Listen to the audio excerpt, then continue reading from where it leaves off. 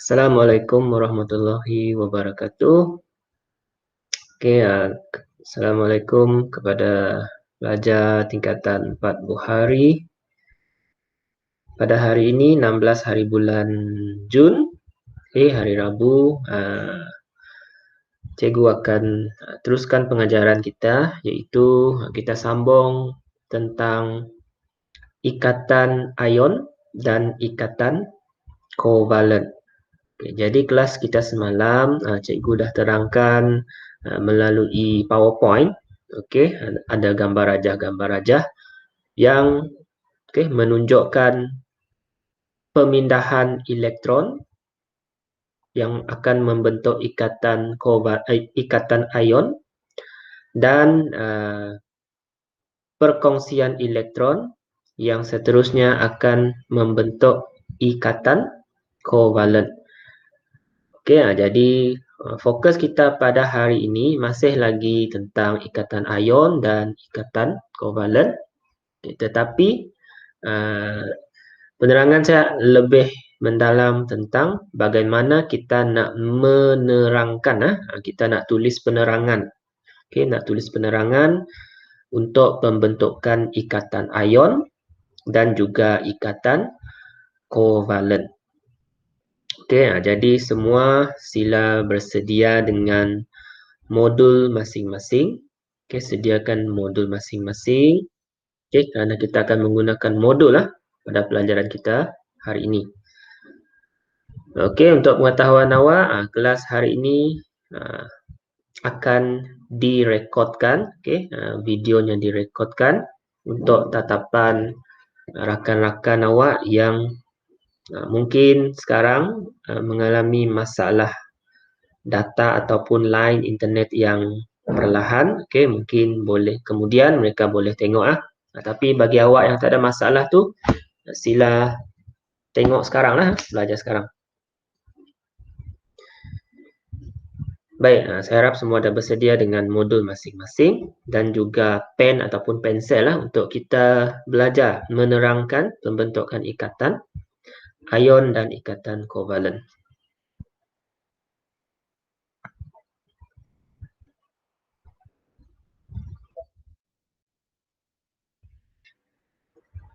Okey, saya harap semua boleh nampak di skrin masing-masing.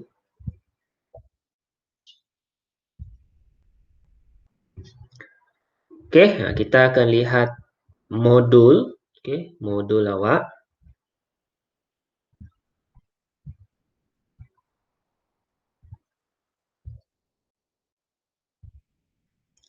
(5.1) Asas pembentukan sebatian. Okey, semalam pun saya dah terangkan di awal-awal kelas malam. Okey, apakah maksud ikatan kimia? Okey, ikatan kimia ialah ikatan yang terbentuk apabila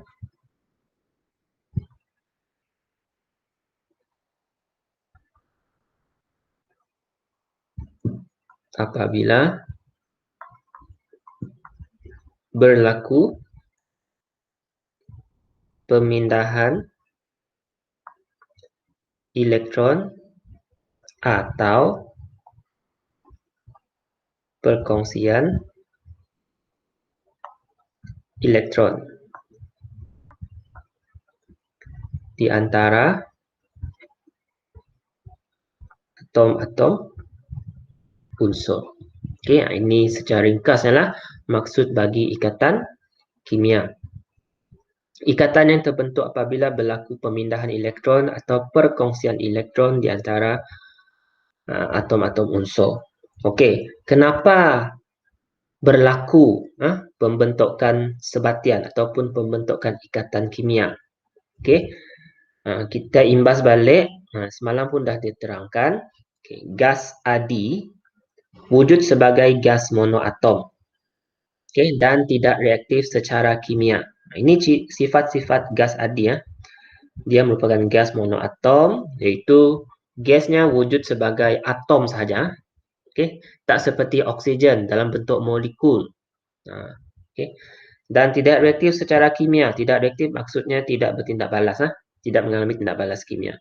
Kerana atom-atomnya telah mencapai susunan elektron duplet dan oktet yang stabil. Duplet ni susunan elektronnya 2 sahaja. Petala pertamanya maksimum adalah 2. Contoh ni ialah helium. Dan oktet. Oktet ni elektron valensnya 8. Petala kedua dan seterusnya ataupun petala yang terakhirnya adalah 8. Helium, neon, argon, dan seterusnya. 8 ni bermaksud susunan elektron yang oktet. Kalau 2 saja, petala pertamanya 2 dan tak ada lagi elektron selepas itu dipanggil duplet. Ini susunan elektron oktet dan duplet yang stabil. Susunan ini hanya dimiliki oleh gas adi. Unsur-unsur lain tidak mempunyai susunan elektron yang stabil seperti gas adi. Disebabkan itu, disebabkan susunan elektron yang tak stabil, maka atom-atom unsur lain akan mengalami pemindahan elektron atau perkongsian elektron. Tujuannya untuk mencapai susunan elektron yang stabil seperti gas adi. Ikatan kimia terbentuk apabila berlakunya pemindahan elektron atau perkongsian elektron. Gas adi ni unsur kumpulan 18. Jadi selain unsur kumpulan 18, atom-atom unsur yang lain tu semuanya tidak mempunyai susunan elektron yang stabil. Jadi unsur-unsur lain ni cenderung mengalami pemindahan elektron ataupun perkongsian elektron untuk mencapai susunan elektron yang stabil. Jadi ikatan kimia secara umumnya ada 2 sahaja, iaitu ikatan ion dan ikatan kovalen. Ikatan ion dan kovalen ni tadi melibatkan pemindahan elektron. Ikatan kovalen pula melibatkan perkongsian elektron. Baik. Ikatan ion. Apakah ikatan ion? Ikatan ion terbentuk melalui pemindahan elektron antara atom logam dengan atom bukan logam. Elektron dipindahkan dari atom logam kepada atom bukan logam. Jadi atom logam menderma elektron valensnya. Bila dia menderma elektron, atom itu akan bertukar menjadi ion bercas positif, ion positif ataupun dipanggil sebagai cation. Sebagai contoh di sini natrium. Atom betulkan ini atom natrium Na. Susunan elektronnya 281. Petala pertama 2, petala kedua 8, petala yang ketiga 1. Ini dipanggil elektron valence. Jadi bila 1 di belakang ni, ini bukan susunan elektron yang stabil sebab elektron valensnya 1. Kalau stabil dia mesti 2 ataupun 8. 2 ni untuk petala yang pertama sajalah. Petala yang seterusnya kalau dia paling luar mesti 8 sahaja elektron. Jadi macam mana dia nak mencapai susunan elektron yang oktet yang stabil? Adakah dia nak terima 7 elektron? Untuk jadi 8, 288 ataupun lagi senang dia buang 1 elektron ni saja supaya tinggal 28. Mestilah dia lebih senang nak buang kan? Oleh itu atom natrium akan derma 1 elektron. Bila derma elektron akan bertukar menjadi ion natrium Na positif. Sekarang dia dah jadi cas positif. Derma elektron jadi cas positif. Okey, sebab atom asalnya neutral lah. Contohnya natrium ada 11 proton, ada 11 elektron. Ini atom. 11 proton maksudnya ada 11 cas positif. 11 elektron maksudnya ada 11 cas negatif. Kalau kita campurkan positif 11 tambah negatif 11, dia akan jadi kosong, sifar. Okay. Bila dah derma 1 elektron, proton masih kekal 11. Elektron bila dah derma tinggal 10. Okay. Jadi perbezaan charge-nya ini ialah positif 1. That's why charge-nya ialah positif. Ini persamaan setengah lah. Okay, menunjukkan berlakunya pemindahan elektron. Na menjadi Na positif. Okay. Tambah elektron. Okay. Kenapa kita tak tulis tolak elektron?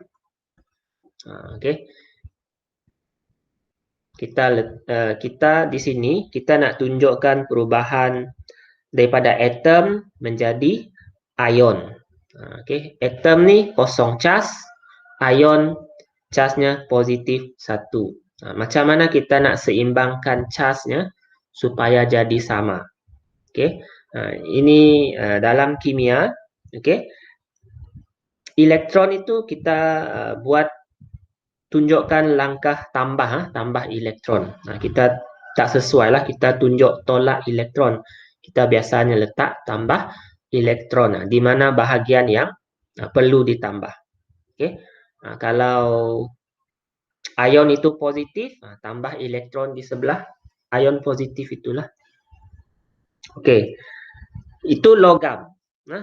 Natrium ialah logam. Atom bukan logam pula akan menerima elektron daripada atom logam untuk membentuk ion negatif atau anion. Okay, contohnya di sini atom fluorin 27. Ini susunan elektron atom fluorin. Okey.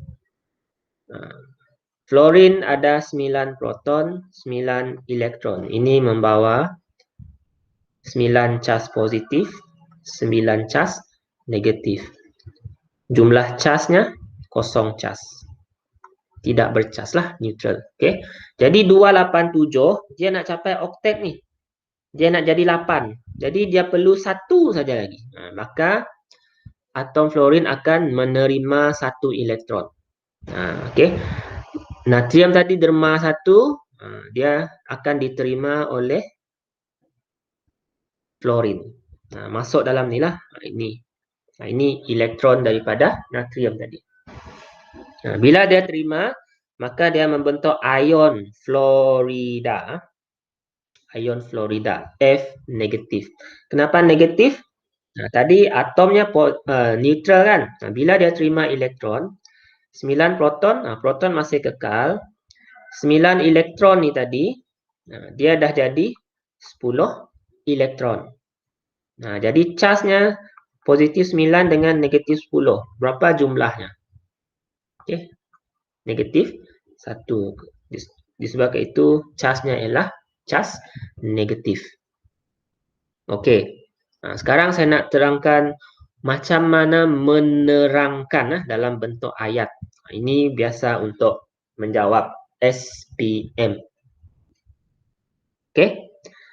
Jadi apa langkah kita? Pertama sekali, awak kena terangkan susunan elektron. Okey, awak kena terangkan susunan elektron bagi atom. Okey, susunan elektron bagi atom. Maksudnya di sini susunan elektron yang belum lagi stabil. Okey. Susunan elektron bagi atom natrium ialah 281. Okey. Perkara yang penting di sini, awak mesti ada perkataan atom di depan unsur. Ini syarat untuk dapat markah lah. Kalau ayat awak dah betul tapi tak ada atom, tak dapat juga markah. Okey. Lepas kita terangkan susunan elektron, Okey, seterusnya langkah kedua.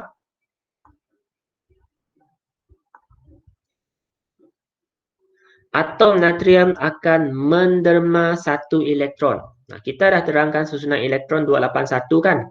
Apa yang perlu dilakukan oleh atom untuk menjadi stabil susunan elektronnya? Okey, jadi kita ceritakan atom, sekali lagi perkataan atom ditekankan. Atom natrium akan menderma satu elektron. Perkataan selain menderma ialah membebaskan. Okey, melepaskan, sama maksud. Untuk mencapai susunan elektron oktet.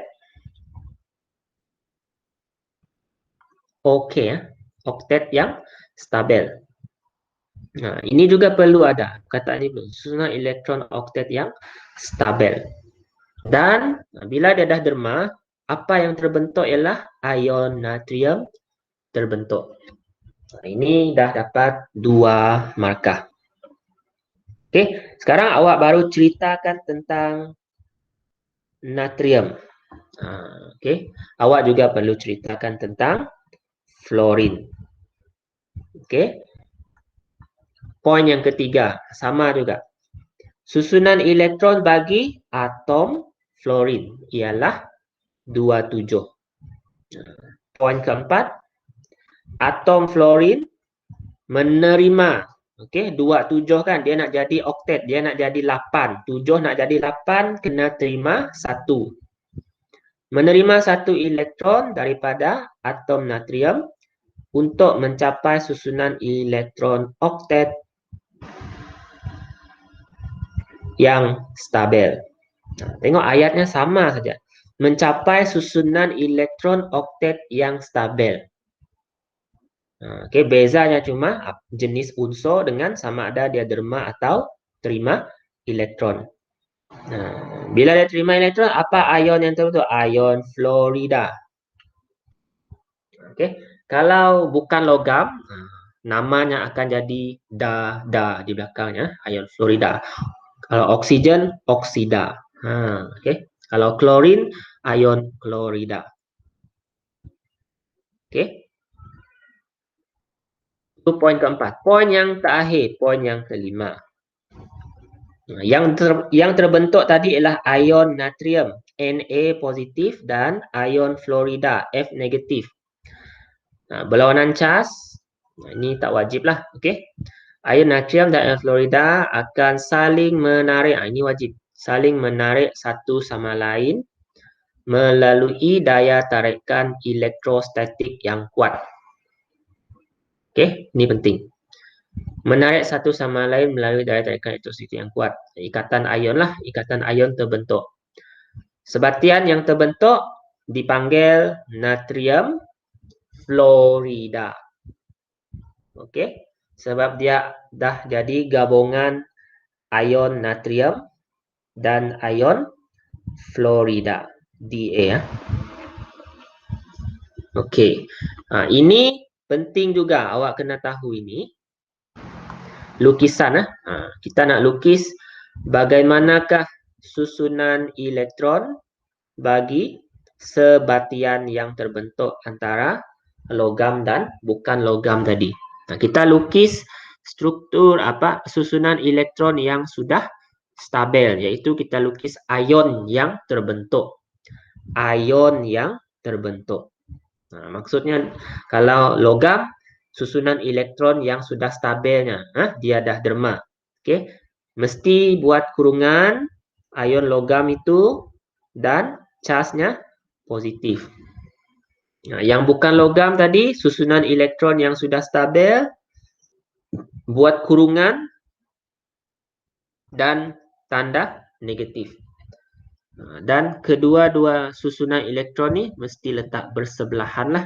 Okey, bersebelahan. Jangan terlalu jauh. Okey. Pastikan susunan elektron itu betul lah. Ada di tengah-tengah tu menunjukkan jenis ion, jenis unsur natrium dan fluorine. Okey, itu penerangan, penerangan pembentukan ikatan ion. Okey. Sekarang kita nak uji diri awak. Soalan 1, huraikan pembentukan ikatan ion dalam magnesium oksida. Okey. Dalam soalan biasanya dia akan bagilah bilangan proton bagi kedua-dua unsur. Magnesium 12, oksigen 8. Okey. Apa maklumat yang kita boleh dapat dari 12 proton dan 8 proton? Okey. Bila ada 12 proton, bermaksud magnesium juga ada 12 elektron. Oksigen juga 8 proton, 8 elektron. Okey. Jadi daripada bilangan elektron ini, kita boleh tulis susunan elektron bagi atom magnesium ialah berapa? Kalau elektronnya ada 12. Okey. Petala yang pertama maksimum 2. 12 tolak 2 tinggal 10. Petala yang kedua maksimumnya 8. Kita ada 10, jadi boleh isi sampai 8. Bakinya ialah 2 letak di petala ketiga. Jadi susunan elektron atom magnesium ialah 282. 282 belum stabil. Apa yang perlu dilakukan? Derma. Okey, sebab 2 kan sikit saja. 2 ni kira sikit. Dia senang nak buang saja, nak lepaskan. Atom magnesium akan menderma berapa elektron? 2 elektron. Untuk mencapai, kenapa dia nak derma? Untuk mencapai susunan elektron oktet yang stabil. Okey. Bila dia derma, apakah ion yang terbentuk? Ion magnesium. Apa formulanya? Sebab dia derma 2. Kita kata derma ni orang yang baik kan? Baik ni bersifat positif. Senang. Bila derma, dia Mg2 positif.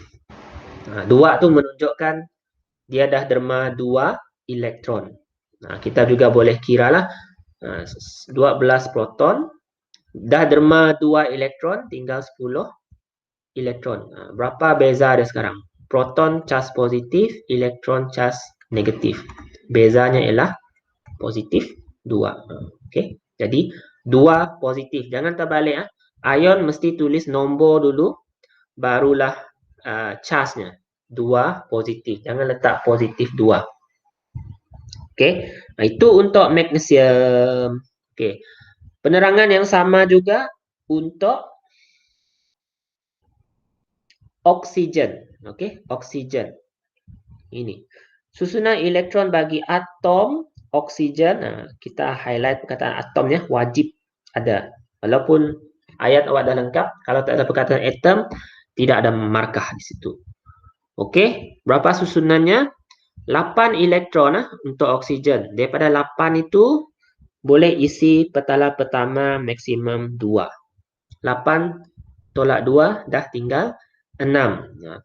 Petala 2 boleh isi 8 maksimum, tapi hanya ada 6. Jadi susunan elektron oksigen ialah 26. Okey, 26. Belum lagi stabil.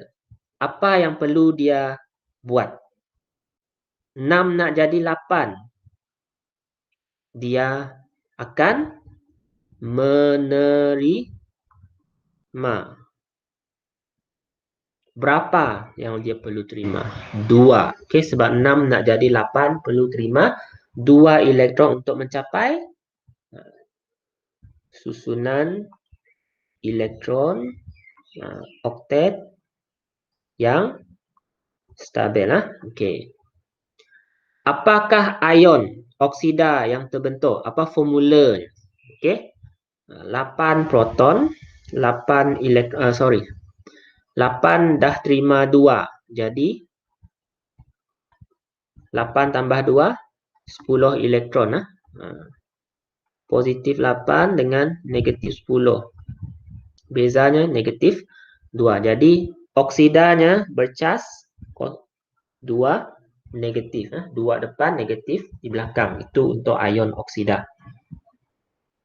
Dah dapat 4 markah. Markah yang terakhir. Ion magnesium, apa formulanya tadi?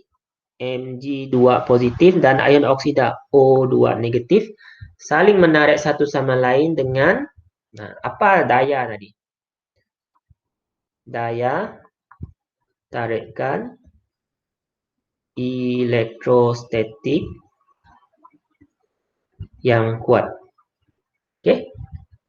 Apa nama sebatian yang terbentuk? Magnesium kan? Magnesium ni tadi. Magnesium oksida.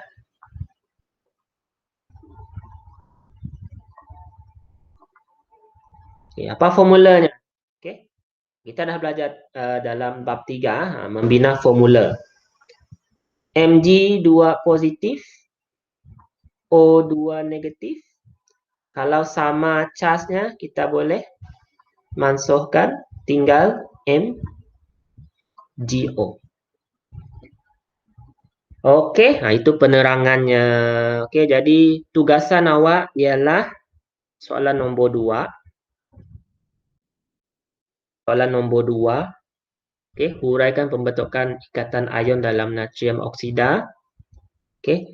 Ayat yang sama cuma nak ubah unsur dengan susunan elektron dan awak kena fikir berapa elektron yang perlu diderma ataupun yang perlu diterima.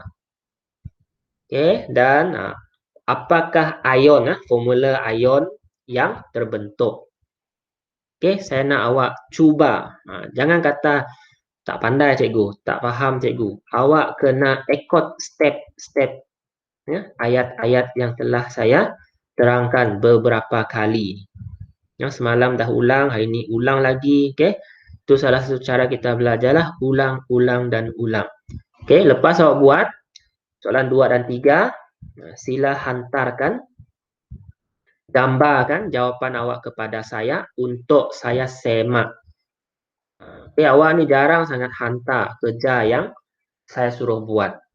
Cuma beberapa orang saja. Itu pun kadang-kadang saja dihantar. Macam mana saya nak rekod awak punya PBD kalau tak hantar? Okey. Okay, itu untuk ikatan ion. Untuk ikatan kovalen, okey. Ikatan kovalen terbentuk. Apa maksud ikatan kovalen? Terbentuk apabila atom-atom bukan logam berkongsi elektron untuk mencapai susunan elektron duplet atau oktet yang stabil. 3 jenis ikatan kovalen adalah ikatan tunggal, ikatan ganda 2 dan ikatan ganda 3. Okey, ini pun saya dah terangkan semalam melalui gambar rajah. Saya rasa ramai yang faham di situ. Okey. Jadi, ikatan kovalen melibatkan atom-atom bukan logam berkongsi elektron. Okey, ada 3 jenis ikatan tunggal. Apabila 2 atom berkongsi sepasang elektron. Okey, contohlah atom A dia perlu 1 elektron. Okey. Atom B juga perlu 1 elektron. Ini dah kira sepasang. Mereka akan berkongsilah. Okey. A, B. Okey, sepasang elektron tu kita boleh wakilkan dengan 1 garis. Fokus hari ni ialah penerangan. Okey, penerangan. Macam mana nak menulis esei. Okey.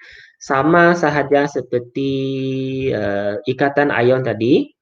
Mula-mula kita mesti menceritakan tentang susunan elektron. Ya, susunan elektron. Atom klorin ialah 287. Okey, 287. Tengok di sini. Okey. 287. Daripada 17 proton, 17 elektron, kita bentukkan susunan elektron 287. Okey. Ini belum stabil kan? Apa yang perlu dilakukan? Atom klorin dia memerlukan satu elektron untuk mencapai susunan elektron oktet yang stabil. Ini poin 2. Beza dia dengan ikatan ion tadi. Ikatan ion, sebab dia melibatkan elektron derma dan terima, okey. Kita akan terus tulislah menderma dan menerima. Tapi untuk ikatan kovalen, dia tak ada konsep derma dan terima, dia berkongsi. Okey, jadi kita guna perkataan memerlukan. Sebab dua-dua tu saling memerlukan satu sama lain. Dua atom itu saling memerlukan satu sama lain. Jadi kita guna perkataan memerlukan. Okey. Maka untuk molekul klorin, okey, klorin ni 287 dia belum stabil. Maksudnya kita perlukan 2 atom klorin. Okey. Setiap atom akan menyumbang 1 elektron untuk berkongsi sepasang elektron bagi membentuk ikatan tunggal. Okey. Berkongsi sepasang elektron. Ini dah 4 markah lah. Molekul klorin Cl2 terbentuk. Ini 5. Mudah saja. 2 atom klorin masing-masing menyumbang 1 elektron. Okey, kita ada 2 atom klorin. Setiap satunya akan menyumbang 1 elektron. Ni. Ini akan dikongsi. Sebab 287 dia perlu 1 lagi. Okay. Biasanya kita lukis berpasangan, berganda-ganda macam ni. Sebab tu senang kita nak tengok berapa yang dia perlukan. Okay. Jadi kedua-dua ni nanti akan dikongsikan. Jadi bila kita lukis petala valence, petala yang menempatkan elektron valence itu mesti bersilang. Untuk kedua-dua atom tu mesti bersilang. Dan elektron yang dikongsikan itu awak boleh lukis di antara persilangan tu lah.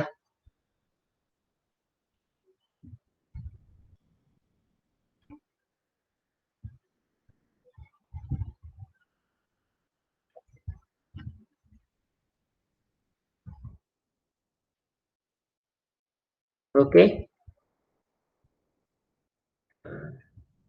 Pembentukan ikatan kovalen juga boleh digambarkan dengan menggunakan struktur Lewis. Struktur Lewis hanya menunjukkan elektron valence bagi atom yang terlibat. Sepasang elektron yang dikongsi boleh diganti dengan satu garisan antara dua atom. Ini struktur Lewis. Dia tak lukis susunan elektron yang penuh. Dia hanya tunjukkan elektron valence. Ini 7. Ini struktur Lewis yang sudah berkongsi sepasang elektron. Harapnya jelas. Okey, itu ikatan tunggal. Ikatan ganda 2 terbentuk apabila 2 atom berkongsi 2 pasang elektron. Okey, kita tengok contoh. Di sini kita guna oksigen. Okey, tengok di bawah. Atom oksigen susunannya 26. Penerangannya, ayatnya. Okey. Oksigen ada 8 proton. 8 proton jadi 8 elektron.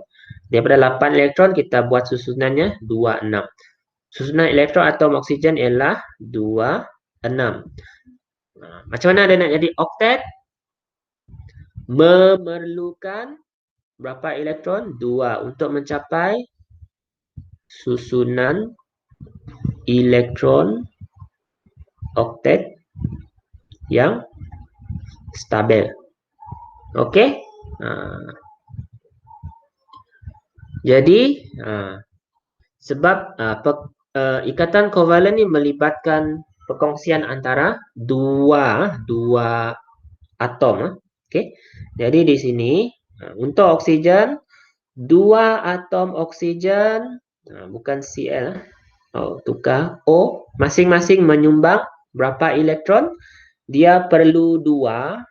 Kalau perlu 2, maksudnya sumbanglah 2 elektron untuk berkongsi 2 pasang elektron bagi membentuk ikatan kovalen ganda 2. Okey, molekul oksigen O2 terbentuk kan? Okey, tengok gambar rajah ini 26. Dia perlu 2 lagi. Okey, jadi setiap atom oksigen ni akan berkongsi 2 pasang elektron. Seperti ini yang sudah dikongsikan. Okey, jadi ada 4 elektron.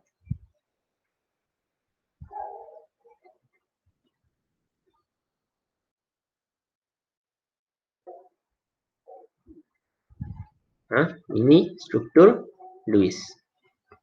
Okey, yang ketiga, saya nak awak cuba. Ini untuk ikatan ganda 3. Okey, ruang kosong ni untuk awak cuba. Tengok ayat yang di atas. Ada 2 contoh di atas untuk ikatan tunggal dan ikatan ganda 2. Ayatnya sama saja. Okey, ayat asasnya sama. Cuma awak nak tukar susunan elektron apa, unsurnya apa, dan berapa pasang elektron yang diperlukan, yang dikongsikan. Okey, ada gambar rajah di sini untuk awak rujuk. Jadi saya nak awak cuba. Kalau tak cuba, awak tak akan berjaya. Okey, cuba yang ini, kemudian cuba juga soalan uji diri ni. Soalan nombor 1 ni, huraikan pembentukan ikatan kovalen dalam molekul hidrogen. Soalan nombor 1 saja. Okey, 2 dan 3 tu hari lain saya akan terangkannya. Okey. Dan ini ialah kesimpulan perbandingan di antara ikatan ion dan ikatan kovalen. Okey, awak boleh lihat sendiri. Untuk ikatan ion dan kovalen, persamaannya ialah ada 2. Melibatkan elektron valen sahaja. Okey, atom mencapai susunan elektron duplet atau oktet. Perbezaannya, ikatan ion melibatkan pemindahan elektron, ikatan kovalen melibatkan perkongsian elektron. Ikatan ion di antara atom logam dan bukan logam, ikatan kovalen antara atom-atom bukan logam. Okey, ikatan ion membentuk ion positif dan negatif, ikatan kovalen membentuk molekul. Okey, so itu pelajaran kita pada hari ini. Okey, saya harap semua orang boleh dapat apa yang telah saya terangkan, dan saya minta semua pelajar sila buatlah apa yang saya suruh tadi. Buat dan hantarkan jawapan awak kepada saya, sama ada melalui Telegram lah, mana ada medium lain kan, sebab Google Classroom pun agak sukar lah kita nak masuk ke dalam. Jadi saya rasa itu saja untuk kelas kita pada hari ini. Saya ulang balik, sila buat latihan yang saya berikan. Okey, kalau masih belum faham penerangan, tanyalah saya bila-bila masa. Boleh tanya dalam grup, boleh tanya secara personal. Okey, so sekian daripada saya. Terima kasih kerana sudi mengikuti kelas kita pada hari ini. Assalamualaikum warahmatullahi wabarakatuh.